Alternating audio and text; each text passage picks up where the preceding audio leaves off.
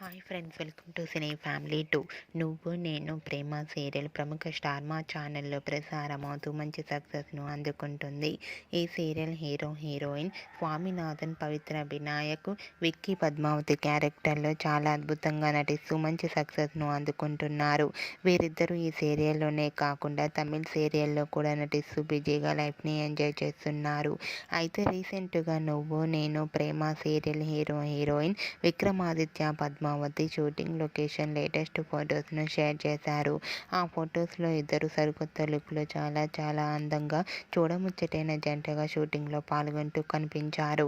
ఆ ఫొటోస్ చూసిన వారంతా super serial and nice pics అంటూ కామెంట్స్ పెడుతున్నారు.